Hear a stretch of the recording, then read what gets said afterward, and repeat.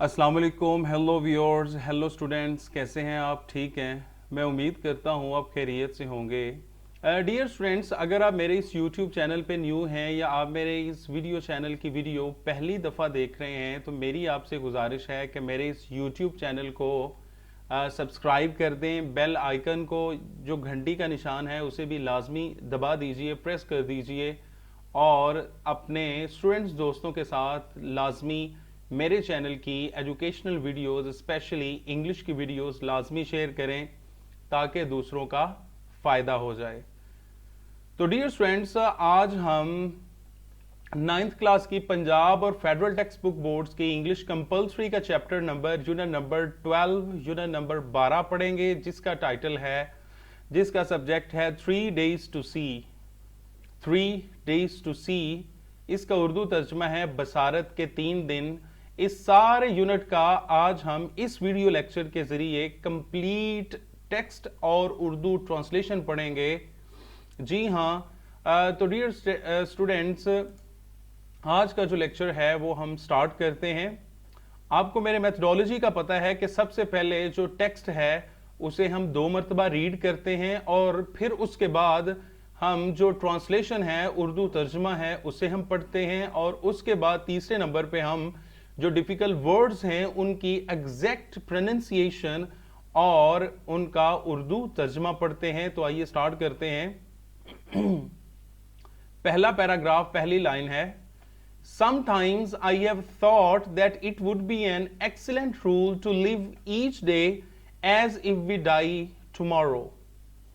Such an attitude would emphasize sharply the values of life. Repeat करता हूं text को। Sometimes I have thought that it would be an excellent rule to live each day as if we die tomorrow. Such an attitude would emphasize sharply the values of life. Urdu तर्जमा पढ़ते हैं। बाज़ औक़ात मैं सोचती हूँ इस वजह से तर्जमा किया है क्योंकि इस जो कंटेंट है उसका जो राइटर है वो एक फीमेल है, एक औरत है जिसका नाम हेलन केलर है और वो नाबीना थी। इस वजह से, चूंकि वो फीमेल है, इस वजह से हम सोचती हूं लगाएंगे।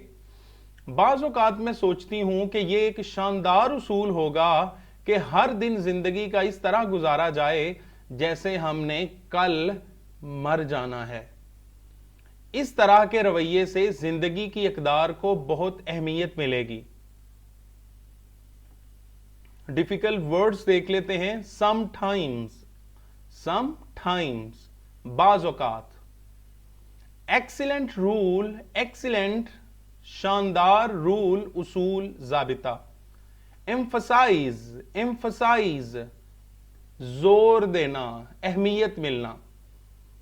नेक्स्ट देखते हैं। We should live each day with gentleness, vigour and keenness of appreciation which is often lost when time stretches before us in the constant panorama of more days and months and years to come. Repeat करता हूं। We should live each day with gentleness, vigor and keenness of appreciation which is often lost when time stretches before us in the constant panorama of more days and months and years to come. अब उर्दू तर्जमा देखते हैं। हमें हर दिन शराफत, जोश और तारीफ के शौक में गुजारना चाहिए जो अक्सर औकात उस वक्त खत्म हो जाता है जब वक्त हमारे सामने दिनों, महीनों और सालों के मुस्तकिल लगातार मंजर या नजारे की तरह फैल जाता है। अब हम डिफिकल्ट जो वर्ड्स हैं उनकी ट्रांसलेशन देख लेते हैं। पहला जो डिफिकल्ट वर्ड है वो है जेंटलनेस। जेंटलनेस, एक शरीफ आदमी को हम कहते हैं ना जेंटलमैन, जैसे आप स्पीच के शुरू में कहते हैं लेडीज एंड जेंटलमैन। तो जेंटलनेस का मतलब है शराफत। अगला जो वर्ड्स हैं वो हैं कीननेस ऑफ एप्रिसिएशन। कीननेस शौक को कहते हैं और एप्रिसिएशन कहते हैं तारीफ करने के, दूसरों को एक्नॉलेज करने के, तारीफ के शौक या तारीफ का शौक। अगला जो वर्ड है वो है कांस्टेंट। कांस्टेंट कहते हैं कॉन्टिन्यूअस, लगातार, और पैनोरामा कहते हैं नजारा या मंजर को। नेक्स्ट देखते हैं, There are those, of course, who would adopt the Epicurean motto of eat, drink, and be merry, but most people would be chastened by the certainty of impending death. Repeat करता हूं, There are those, of course, who would adopt the Epicurean motto of eat, drink, and be merry, but most people would be chastened by the certainty of impending death.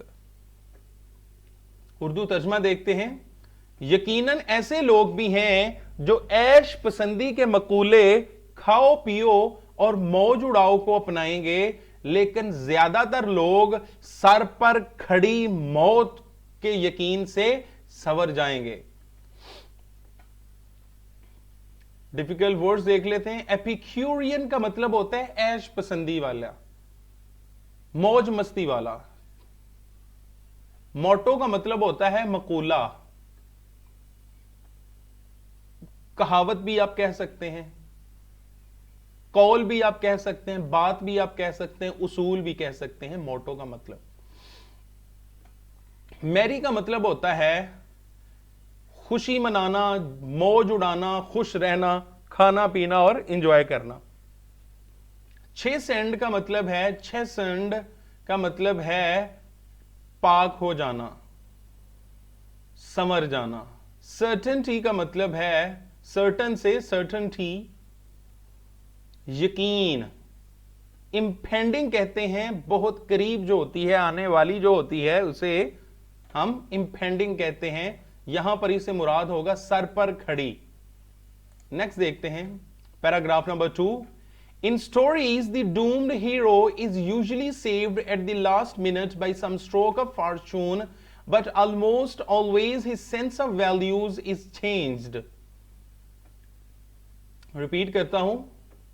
In stories, the doomed hero is usually saved at the last minute by some stroke of fortune, but almost always his sense of values is changed. Urdu तर्जमा पढ़ते हैं। कहानियों में तबाही के किनारे पर खड़ा हीरो आखिरी लम्हे पर खुशकिस्मती की वजह से बच जाता है, लेकिन तकरीबन हमेशा उसका एहसास इक़दार तब्दील हो जाता है। जब इंसान मौत को देख लेता है तो फिर उसका जो जिंदगी गुजारने का तरीका है वो तब्दील हो जाता है। मौत को देखकर इंसान संवर जाता है। डिफिकल्ट वर्ड्स देख लें। डूम्ड। डूम्ड का मतलब होता है तबाही के किनारे पर खड़ा, मुसीबत ज़दा, मुश्किलात में घिरा हुआ।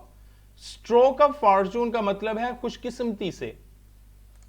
नेक्स्ट देखते हैं। He becomes more appreciative of the meaning of life and its permanent spiritual values. Repeat करता हूं। He becomes more appreciative of the meaning of life and its permanent spiritual values. Urdu तर्जमा देखते हैं। वो जिंदगी के मतलब और उसकी मुस्तकिल रूहानी अक़दार का ज्यादा कदरदान हो जाता है या बन जाता है। जब इंसान मौत के मुंह से वापस आए, मुश्किलात सीवियर लेवल की उसको झील कर नॉर्मल लाइफ की तरफ आए, तो वो रूहानियत का कदरदान हो जाता है। उसका एहसास जिंदगी बदल जाता है।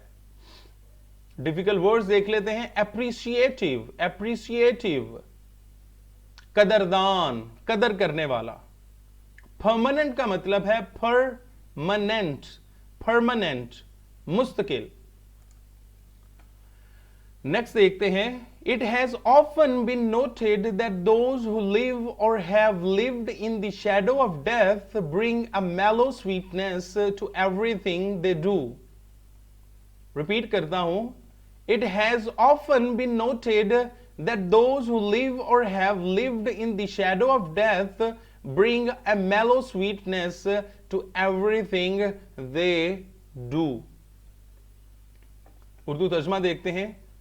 ये अक्सर देखा गया है कि जो मौत के साए तले रहते हैं या रह चुके हैं, मतलब मौत के करीब से होकर वापस पलटे हैं, वो अपने हर काम में खुशगवार खूबसूरती ले आते हैं. डिफिकल्ट वर्ड्स हैं वो देख लेते हैं. नोटेड, देखा गया है. शैडो ऑफ डेथ का मतलब है मौत का साया. मेलो का मतलब है, मेलो स्वीटनेस का मतलब है खुशगवार खूबसूरती. खुशगवार खूबसूरती. पैराग्राफ नंबर 3 देखते हैं. Perhaps I can best illustrate by imagining what I should most like to see if I were given the use of my eyes, say for just 3 days. Repeat करता हूं. Perhaps I can best illustrate by imagining what I should most like to see if I were given the use of my eyes, say for just 3 days. Urdu तर्जमा देखते हैं. फर्ज करें अगर मुझे सिर्फ 3 दिन के लिए अपनी आंखों के इस्तेमाल की इजाजत दी जाए तो शायद मैं बेहतरीन तौर पर तसव्वुर करते हुए वजाहत कर सकूंगी कि मैं सबसे ज्यादा क्या देखना पसंद करूंगी. मुसन्निफा कहती है हेलन केलर कि अगर बस मुझे 3 दिन के लिए आंखें दे दी जाएं, बिनाई दे दी जाए, बसारत दे दी जाए, देखने की सलाहियत दे दी जाए, तो मैं बेहतर तरीके से बता सकूंगी कि मैं क्या देखना पसंद करूंगी. और वो कैसे? सिर्फ अपने तसव्वुर के जरिए. नेक्स्ट देखते हैं. सॉरी, डिफिकल्ट वर्ड्स के मीनिंग देख लें इस सेंटेंस के. इलस्ट्रेट. इलस्ट्रेट का मतलब होता है वजाहत करना, तफसील बयान करना. इमेजिनिंग का मतलब है तसव्वुर करते हुए. नेक्स्ट देखते हैं paragraph number 4. On the first day, I should want most to see the people whose kindness, gentleness, and companionship have made my life worth living. Repeat करता हूं. On the first day, I should want most to see the people whose kindness, gentleness, and companionship have made my life worth living. Urdu तर्जमा देखते हैं. पहले दिन मुझे उन लोगों से मिलना चाहिए जिनकी रहमदिली, काइंडनेस, रहमदिली, जेंटलनेस, शराफत, कंपेनियनशिप और दोस्ती ने मेरी जिंदगी जीने के काबिल, वर्थ लिविंग बनाया है. डिफिकल्ट वर्ड्स के मीनिंग देख लें. पहला जो डिफिकल्ट वर्ड्स है ब्लू कलर में है वो है काइंडनेस, और इसका मतलब भी है ब्लू कलर में रहमदिली. दूसरा वर्ड है जेंटलनेस, उसका कलर है ब्लैक, और यह है शराफत, ब्लैक कलर में. कंपेनियनशिप का मतलब होता है दोस्ती, संगत, सोहबत, मैयत, साथ बैठना उठना. वर्थ लिविंग का मतलब है जीने के काबिल. पैराग्राफ नंबर 5 देखते हैं. The next day, the second day of sight, I should arise with the dawn and see the thrilling miracle by which night is transformed into day. Repeat करता हूं. The next day, the second day of sight, I should arise with the dawn and see the thrilling miracle by which night is transformed into day. Urdu तर्जमा देखते हैं. अगले रोज बसारत के दूसरे दिन मुझे तुलुए सुबह के साथ जागना चाहिए और वो पुरजोश मोजजा देखना चाहिए जो कि रात को दिन में तब्दील कर देता है.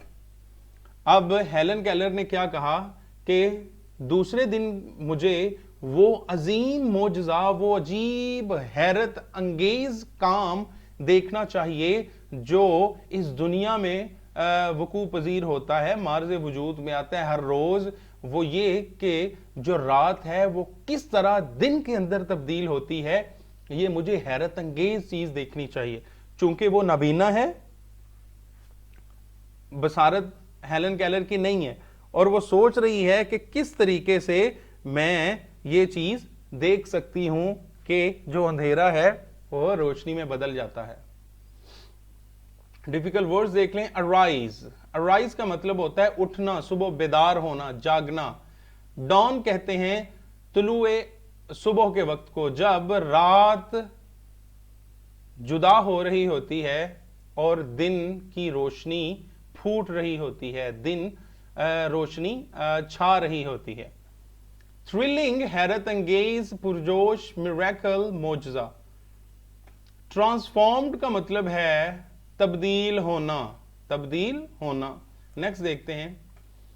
I should behold with awe the magnificent panorama of life with which the sun awakens the sleeping earth. Repeat करता हूं। I should behold with awe the magnificent panorama of life with which the sun awakens the sleeping earth. Urdu तर्जमा देखते हैं।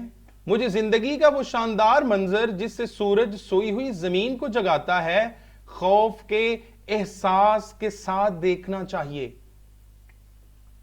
Difficult words देख लेते हैं। Behold, behold, behold का मतलब है देखना, सी, वॉच।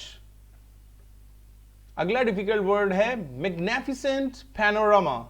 मैग्निफिसेंट का मतलब होता है शानदार और पैनोरामा का मतलब होता है मंजर। अवेकन्स का मतलब है जगाता है। नेक्स्ट देखते हैं पैराग्राफ नंबर 6।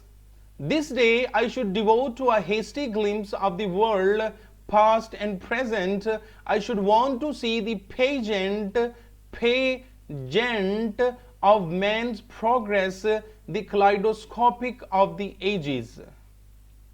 रिपीट करता हूं। This day I should devote to a hasty glimpse of the world past and present.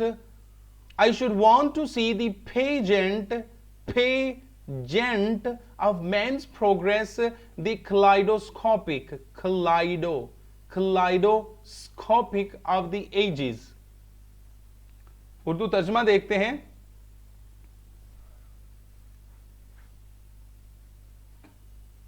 ये दिन मुझे दुनिया, माजी और हाल का तेजी से नजारा करने के लिए वक्फ करना चाहिए। दिस डे, ये दिन, आई शुड डिवोट, मुझे वक्फ करना चाहिए, टू के लिए, अ हेस्टी ग्लिम्स, तेजी से नजारा, ऑफ द वर्ल्ड, दुनिया का तेजी से नजारा करने के लिए मुझे ये दिन वक्फ करना चाहिए। पास्ट, माजी का, एंड प्रेजेंट, और मौजूदा वक्त का। आई शुड वॉन्ट टू सी, मुझे देखना चाहिए, द पेजेंट, मंजर। पेजेंट का क्या मतलब है? मंजर ऑफ मैन्स प्रोग्रेस, इंसानी तरक्की का, इंसानी डेवलपमेंट का, कि इंसान ने कितनी तरक्की की। The kaleidoscopic of the edges, कलाइडोस्कोपिक, तेजी से बदलता हुआ मंजर, ऑफ द एजेस, जमानों का, जमानों का तेजी से बदलता हुआ जो मंजर है वो मैंने देखना है। डिफिकल्ट वर्ड्स देख लें। डिवोट टू का मतलब होता है वक्फ करना, हेस्टी ग्लिम्स का मतलब होता है तेजी से नजारा करना, पेजेंट का मतलब है मंजर, नजारा, और क्लाइडोस्कोपिक ऑफ द एजेस का मतलब है जमानों का तब्दील होता हुआ मंजर। नेक्स्ट देखते हैं। How can so much B compressed into one day through the museums of course. Repeat करता हूं। How can so much B compressed into one day through the museums of course. Helen Keller कहती है इतना सब कुछ एक दिन में कैसे मुख्तसर हो सकता है, कंप्रेस हो सकता है, शॉर्ट हो सकता है, छोटा हो सकता है। ये सारा कुछ जमानों का तब्दील होता हुआ मंजर, इंसान की तरक्की, माजी में, हाल में, ये सारा कुछ एक दिन में कैसे कंप्रेस हो सकता है, कैसे मुख्तसर हो सकता है, कैसे छोटा हो सकता है। वो कहती है थ्रू द म्यूजियम्स, यकीनी तौर पर अजायब घर के जरिए, ऑफ कोर्स यकीनी तौर पर। डिफिकल्ट वर्ड्स, कंप्रेस्ड इनटू का मतलब है मुख्तसर किया जाना, छोटा होना। म्यूजियम का मतलब होता है अजायब घर, जहां पे नवादरात रखे जाते हैं, पुराने जमाने की चीजें वगैरह वगैरह। ऑफ कोर्स यकीनन। नेक्स्ट देखते हैं paragraph number 7। The following morning I should greet the dawn, anxious to discover new delights, for I am sure that for those who have eyes which really see, the dawn of each day must be perfectly new revelation of beauty. बड़ी प्यारी बात उसने की। Repeat करता हूं, The following morning I should greet the dawn, anxious to discover new delights, for I am sure that for those who have eyes which really see, the dawn of each day must be perfectly new revelation of beauty. Urdu तर्जमा देखते हैं। आने वाली सुबह में नई खुशियां दरियाफ्त करने को बेचैन। क्या कह रही है, गौर से सुनना, ये सेंटेंस थोड़ा कॉम्प्लिकेटेड है। आने वाली सुबह को या आने वाली सुबह में नई खुशियां दरियाफ्त करने को, नई खुशियां पाने को, ढूंढने को बेचैन मैं, हेलन केलर कह रही है, मैं सुबह को जो तुलू हो रही है उसे मैं खुशामदीद कहूंगी, वेलकम कहूंगी, क्योंकि मैं बेचैन हूं इस सुबह के अंदर पाई जाने वाली नई खुशियों को ढूंढने के लिए। क्योंकि मुझे यकीन है कि वो लोग जिनके पास वाकई देखने वाली आंखें हैं, हर रोज की सुबह मुकम्मल तौर पर उनके लिए हुस्न का नया राज होगी। वो कहती है कि मैं ये यकीन रखती हूं कि वो लोग जो यकीनी तौर पर देखते हैं, उनकी आंखें हैं और वो देखते भी हैं, हर सुबह जो है उनके लिए हुस्न लुटाती है। हर रोज, हर नई सुबह के अंदर उनके लिए ढेरों हुस्न है, कई हजारों लाखों करोड़ों चीजें उनके लिए हुस्न वाली मौजूद हैं। क्योंकि हेलन केलर के मुताबिक, हेलन केलर ने ये मुशाहदा किया है जिंदगी में कि जो देखने वाली आंखें हैं वो बहुत कम देखती हैं, अगर देखती भी हैं तो गंदी चीज देखती हैं, मतलब कमतर चीज देखती हैं, घटिया चीज देखती हैं, क्रिटिसिज्म देखती हैं, बैड कॉर्नर देखती हैं, नेगेटिव कॉर्नर देखती हैं, पॉजिटिव चीजें नहीं देखती, ब्यूटी नहीं देखती, हुस्न नहीं देखती, जेंटलनेस नहीं देखती, कीननेस ऑफ एप्रिसिएशन नहीं देखती देखने वाली आंखें। ये वो बात करती है। इस वजह से वो कहती है कि हर सुबह जो है वो देखने वाली आंखों के लिए हुस्न का नया राज होगी। डिफिकल्ट वर्ड्स देख लेते हैं। फॉलोइंग का मतलब है आने वाली या दर्जैल, आने वाली। ग्रीड का मतलब है खुशामदीद कहना, सलाम करना, सलाम। एंग्शियस का मतलब होता है बेचैन। टू डिस्कवर, दरियाफ्त करने को। डिलाइट्स का मतलब होता है हैप्पीनेसेस, खुशियां। रेवलेशन ज़हूर होता है ऑफ ब्यूटी, हुस्न का। नेक्स्ट देखते हैं। This according to the terms of my miracle is to be my third and last day of sight. Repeat करता हूं। This according to the terms of my miracle is to be my third and last day of sight। तर्जमा देखते हैं उर्दू। ये मेरे मोजजे की शराइत के मुताबिक बसारत का मतलब देखने का, आंखों की बिनाई का तीसरा और आखिरी दिन होगा। डिफिकल्ट वर्ड्स देख लेते हैं। टर्म्स ऑफ माई मिरेकल, मोजजे की शराइत, साइट बसारत, बिनाई देखना। 8वां पैराग्राफ देखें। I shall have no time to waste in regret for longing. There is so much to see. The first day I devoted to my friends animate and inanimate।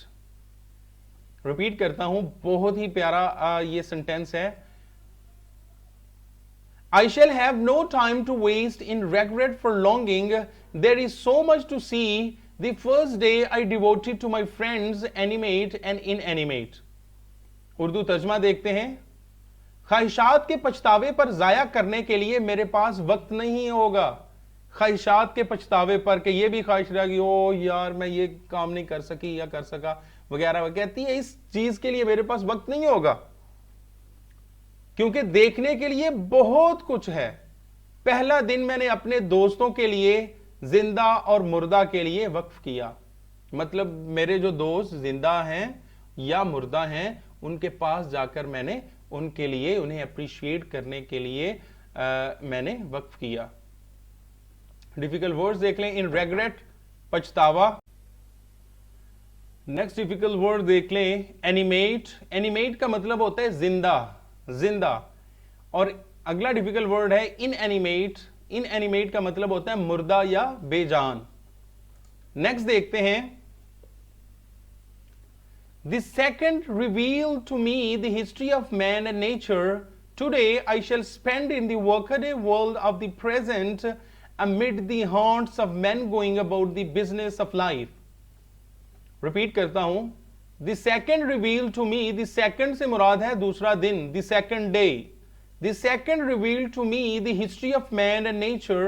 Today I shall spend in the workaday world of the present amid the haunts of men going about the business of life. Repeat कर लिया हमने, अब हम उर्दू तर्जमा देखते हैं। दूसरे दिन ने मुझ पर इंसान और फितरत की तारीख बेनकाब की।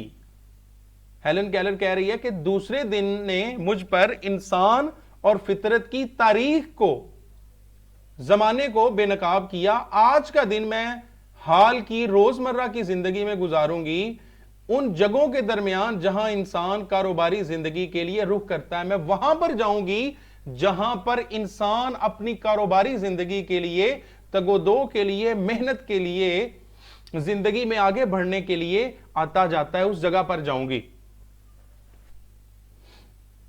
डिफिकल्ट वर्ड्स देख लेते हैं। रिवील्ड। रिवील का मतलब होता है इंकिशाफ करना, बेनकाब करना, जाहिर करना, मंजरेआम पर लाना। वर्कडे वर्ल्ड, रोजमर्रा की दुनिया, रोजमर्रा की दुनिया। अमिड का मतलब है दरमियान।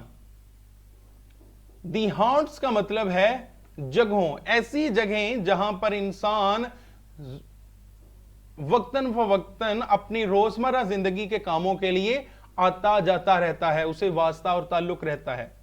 नेक्स्ट देखते हैं, and where can one find so many activities and conditions of men as in New York, so the city becomes my destination.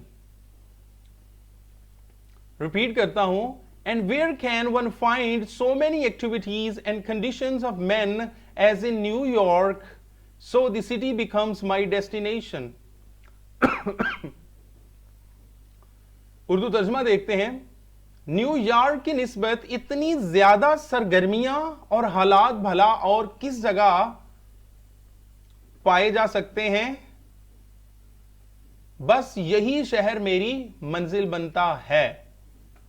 वो कहती है उन एक्टिविटीज के लिए कि जो मैंने बयान की कि इंसान आते जाते हैं जिन जगहों पर एक्टिविटीज और हालात के लिए, उस जगह पे मैं गुजारूंगी तो इतनी ज्यादा एक्टिविटीज सिवाय न्यूयॉर्क जो अमेरिका का एक शहर है उसके अलावा मुझे कहीं भी नहीं मिल सकती। ऐसे हालात मुझे कहीं भी नहीं मिल सकते जहां मैं इंसानों को देखूं कि कितनी तरक्की कर ली है, कितनी मेहनत कर रहे हैं वगैरह वगैरह। सो इसी शहर में ये मेरी मंजिल बनता है, मैं यहां पर अपना ये दिन गुजारूंगी। डिफिकल्ट वर्ड्स देख लें। मैनी एक्टिविटीज, सरगर्मियां, ज्यादा सरगर्मियां, कई सारी सरगर्मियां, काम। कंडीशंस का मतलब है हालात और डेस्टिनेशन का मतलब है मंजिल। Paragraph number 9। Now and then I have tested my seeing friends to discover what they see. Recently I was visited by a very good friend who had just returned from a long walk in the woods. I asked her what she had observed. Repeat करता हूं। Now and then I have tested my seeing friends to discover what they see. Recently, I was visited by a very good friend who had just returned from a long walk in the woods. I asked her what she had observed. गर्मी बहुत ज्यादा है और आज AC भी नहीं चल रहा. सो ट्रांसलेशन देखते हैं. कभी कभी मैंने अपनी बसारत वाली दोस्तों को यह जानने के लिए आजमाया है कि वो क्या देखती हैं. हाल ही में मेरी एक बहुत अच्छी दोस्त जो कि जंगल से लंबी सैर के बाद वापसी पर मुझसे मिलने आई, मैंने उससे पूछा कि उसने क्या देखा. हेलन केलर कहती है कभी कभी मैं अपनी देखने, जिनकी आंखें हैं, जो बीना हैं, जो नबीना नहीं है, जिन्हें नजर आता है, उन अपनी दोस्तों को पूछती हूं, उन्हीं की नजरों को आजमाती हूं कि वो क्या देखती हैं. तो मिसाल देती है कि अभी रिसेंटली मेरे पास एक मेरी दोस्त मिलने आई मुझे, तो मैंने उससे पूछा कि तुम जंगल का इतना लंबा सफर करके आई हो तो मुझे बताओ कि तुमने क्या क्या देखा. Because Helen Keller was so much curious about the happenings of nature. She wanted to see the world with her own eyes, but she was, blind. So that's why she couldn't see the world with her own eyes. So this was the fact that made her very much curious, and she tested time and again her friends who used to visit her in her house. So this thing is being described over here. जो मैंने आपके सामने बयान कर दी. Anyways आप difficult words देखते हैं. Now and then कभी कभी, टेस्टेड आजमाया है, रिसेंटली अभी, हाल ही में, ऑब्जर्व्ड देखा है. अच्छा, वो दोस्त क्या जवाब देती है. Nothing in particular, she replied. I might have been incredulous had I not been accustomed to such responses. For long ago I became convinced that the seeing see little. बहुत प्यारा ये जुमला है. उसकी दोस्त क्या जवाब देती है, रिपीट करते हैं. नथिंग इन पर्टिकुलर, मैंने कोई खास चीज नहीं देखी. शी रिप्लाइड, उसने जवाब दिया. I might have been incredulous, मुझे यकीन ना आता, मैं तजब्जुब का शिकार होती, मैं मुनकर होती. इनक्रेडुलस कहते हैं यकीन ना करने वाले को. शायद मैं यकीन ना करती. Had I not been accustomed to, अगर मैं आदी ना होती, सच रिस्पॉन्सेज, ऐसे जवाबात की. फॉर लॉन्ग अगो, क्योंकि काफी लंबे अरसे से, आई बिकेम कन्विंस्ड, मैं यकीन हो गया है मुझे, मैं कायल हो चुकी हूं, that the seeing see little, के देखने वाले बहुत कम देखते हैं. हेलन केलर कहती है कि मुझे बहुत अरसा पहले यकीन हो गया था कि देखने वाले, जिनकी आंखें हैं, वो बहुत कम देखते हैं. जब मेरी दोस्त ने मुझे जवाब दिया ना कि इतना लंबा सफर करके और मैंने कोई चीज काबिल कदर नहीं देखी, तो मैं यकीन करें, मैं यकीन ना करती. क्यों यकीन ना करती? क्योंकि मैं ऐसे जवाब सुन के मेरे कान पक गए और मैं आदी हो चुकी हूं कि देखने वाले बहुत कम देखते हैं, इसी वजह से इसने कुछ नहीं देखा. चलें डिफिकल्ट वर्ड्स देख लेते हैं. नथिंग इन पर्टिकुलर, कुछ खास नहीं. इनक्रेडुलस, यकीन ना आता, मुनकर होना, ना मानना. accustomed to, आदी होना. रिस्पॉन्सेस, जवाबात का. कन्विंस्ड, यकीन हो गया था, कायल हो गई थी. Paragraph number 10. How was it possible, I asked myself, to walk for an hour in the woods and see nothing worthy of note? Repeat करता हूं. How was it possible, I asked myself, to walk for an hour in the woods and see nothing worthy of note? Urdu तर्जमा देखें. मैंने खुद से ही सवाल किया कि यह कैसे मुमकिन था कि 1 घंटा जंगल में सैर करना और कोई भी काबिल तवज्जो चीज ना देखना. और कहती है मैंने अपने आप से सवाल किया, यह कैसे हो सकता है कि एक देखने वाला इंसान पूरा 1 घंटा जंगल में गुजारे और वो ये आके जवाब दे कि मैंने जंगल में कोई काबिल तवज्जो चीज ही नहीं देखी. ये कैसे हो सकता है? हालांकि नेचर की हजारों चीजें जंगलात में अपना हुस्न नुमाया करती हुई इंसान को दावत नजारा देती हैं कि देखें, हमें देखें और हमसे अपने अक्लो शऊर की, इल्म की और बेनाई की आंखों को ठंडा करें. वर्दी ऑफ नोट, काबिल तवज्जो चीज. जी तो नेक्स्ट देखते हैं. I who cannot see find hundreds of things to interest me through mere touch. I feel the delicate symmetry of a leaf. Repeat करता हूं. I, who cannot see, find hundreds of things to interest me through mere touch. I feel the delicate symmetry of a leaf. Urdu तर्जमा देखते हैं। मैं जो देख नहीं सकती, फकत छूने के जरिए दिलचस्पी की सैकड़ों चीजें तलाश कर सकती हूं। मैं एक पत्ते में पाए जाने वाले नाजुक तनासुब को महसूस करती हूं। डिफिकल्ट वर्ड्स देख लेते हैं। टच, टच का मतलब होता है लम्स, छूना, छूना। अगला डिफिकल्ट वर्ड है डेलिकेट, नाजुक को कहते हैं। सिमेट्री कहते हैं तनासुब को, बनावट को। आप अगर पत्ते को देखें गौर से तो उसके ऊपर उसकी बनावट होती है। तो उसकी बात हो रही है कि हेलन केलर कहती है कि मैं अगर नाबीना हूं और देख नहीं सकती, तो मैं महज टच के जरिए, किसके जरिए? टच के जरिए अपने वो जो है पत्ता है उसकी बनावट को महसूस कर सकती हूं। नेक्स्ट देखते हैं। I pass my hands lovingly on the smooth skin of a silver birch or the rough, shaggy bark of a pine.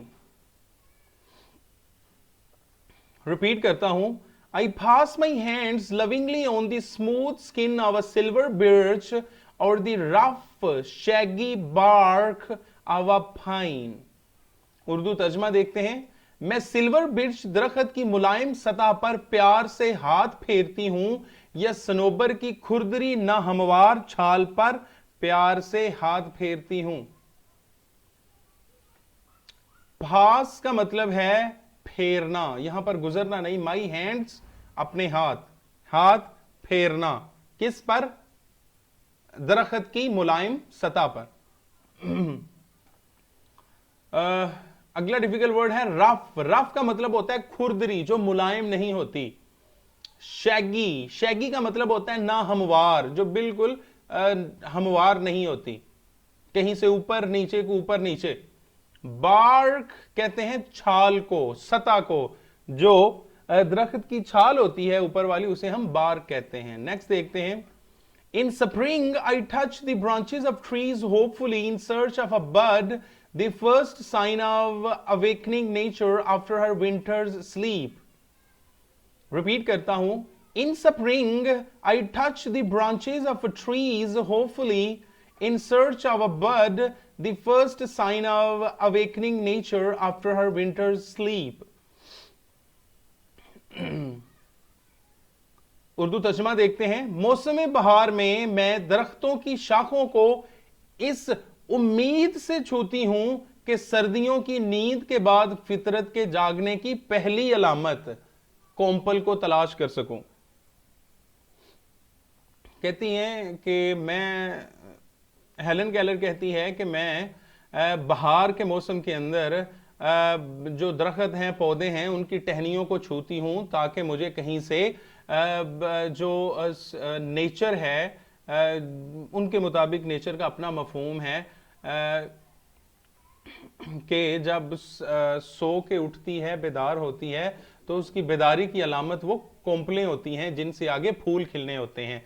तो वो मैं टच करके तलाश कर लेती हूं और मुझे मौसम का भी पता चल जाता है कि ये बहार है। नेक्स्ट देखते हैं। I feel the delightful velvety texture of a flower and discover its remarkable convolutions and something of the miracle of nature is revealed to me. Repeat करता हूं। I feel the delightful velvety texture of a flower and discover its remarkable convolutions and something of the miracle of nature is revealed to me. Urdu तर्जुमा देखते हैं। मैं फूल की खुशगवार मखमली साख्त को महसूस करती हूं और उसकी हैरत अंगेज तहों को दरियाफ्त करती हूं और फितरत के मोजज़े का कुछ हिस्सा मुझ पर आश्कार हो जाता है या जाहिर हो जाता है। डिफिकल्ट वर्ड्स देख लें। डिलाइटफुल, खुशगवार। वेलवेटी, मखमली, निहायत नर्म। टेक्सचर, साख्त को कहते हैं। रिमार्केबल, शानदार को कहते हैं। और कन्वोल्यूशंस, तहों को कहते हैं, लेयर्स को कहते हैं, परतों को कहते हैं। नेक्स्ट देखते हैं, occasionally if I am fortunate, I place my hand gently on a small tree and feel the happy quiver of a bird in full song. Repeat करता हूं, occasionally if I am fortunate, I place my hand gently on a small tree and feel the happy quiver of a bird in full song. Urdu तर्जमा देखते हैं, कभी कभी अगर किस्मत साथ दे, मैं अपना हाथ नरमी से एक छोटे दरख्त पर रखती हूं और एक परिंदे का मुकम्मल गीत गाते इर्ताश महसूस करती हूं. और बात यह कर रही है कि अगर मैं खुशकिस्मत हूं, अगर किस्मत मेरा साथ दे, तो बाज़ औक़ात जब भी मैं जंगल में चली जाती हूं तो किसी दरख्त को पर जब हाथ रखती हूं ऐसे, तो ऊपर अगर परिंदा बैठा हो तो वो मुकम्मल अपना जो भी गीत गाता होता है, परिंदा बोल रहा होता है, और बोलने से जो थरथराहट महसूस होती है, हिलता है इंसान, जाहिर बात है जब बोलता है तो वो वाइब्रेट करता है थोड़ा बहुत. तो जिस तरह परिंदा, जैसे ही परिंदा बोलता है तो उससे वाइब्रेशन होती है, दरख्त हिलता है, तो वो कहती है मैं टहनी को पकड़ के वो थरथराहट फील करती हूं और मुझे बड़ा लुत्फ आता है, बड़ा मजा आता है. ओकेजनली का डिफिकल्ट वर्ड्स देख लें. ओकेजनली कभी कभार, ख्वीवर इर्ताश हिलना,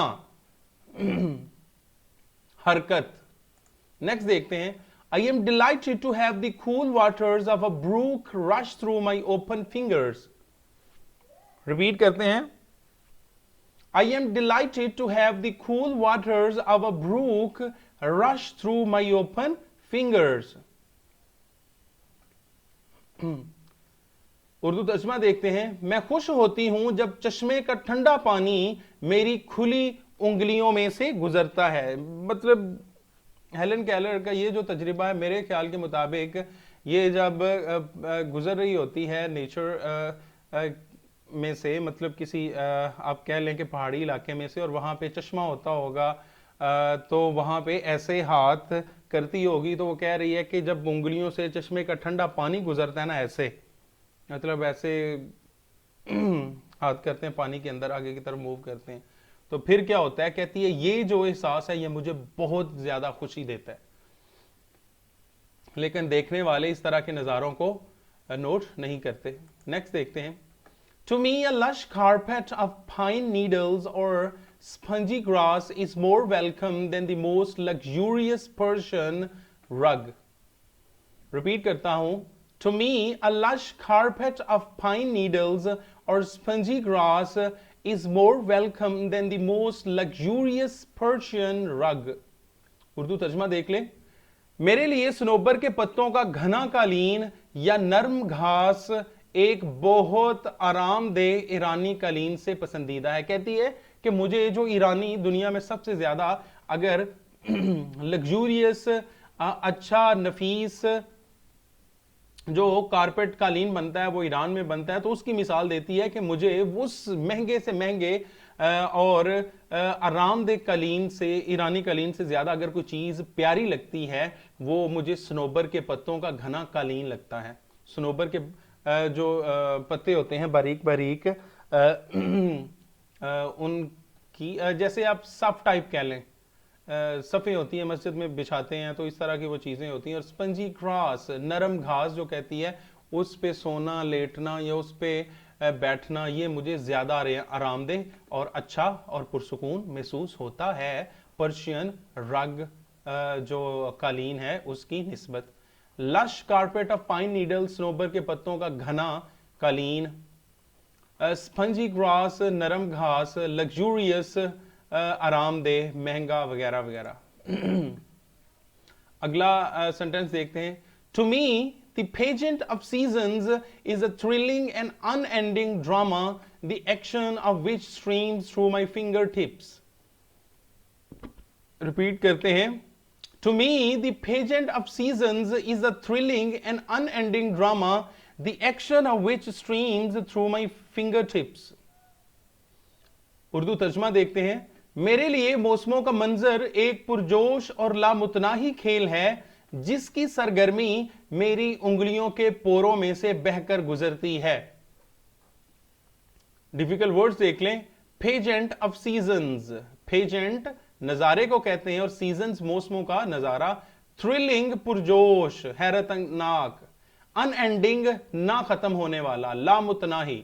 नेक्स्ट देखते हैं paragraph number 11। If I were the president of a university I would set up a course called how to use your eyes. Repeat करता हूं, if I were the president of a university I would set up a course called how to use your eyes. Urdu तर्जमा देखते हैं। अगर मैं किसी university की सदर होती तो मैं एक कोर्स नाफिज कर देती जिसका उन्वान होता अपनी आंखों का इस्तेमाल कैसे करना है। हेलन केलर की राय है कि वो कहती है कि अगर मैं किसी यूनिवर्सिटी की सदर होती तो मैं इस एक मजमून यूनिवर्सिटी में नाफिज कर देती जिसका उन्वान ये होता कि आपने अपनी आंखों का इस्तेमाल कैसे करना है, क्या चीज देखनी है, क्या नहीं देखनी, किसको देखना चाहिए, किसको नहीं देखना चाहिए, किसको देख के खुशी मिलती है, ये सारा कुछ उस सिलेबस में होता। एनीवे, सेटअप डिफिकल्ट वर्ड है, इसका मतलब है नाफिज करना, लागू करना। नेक्स्ट देखते हैं, the professor would try to show his pupils how they could add joy to their lives by really seeing what passes unnoticed before them।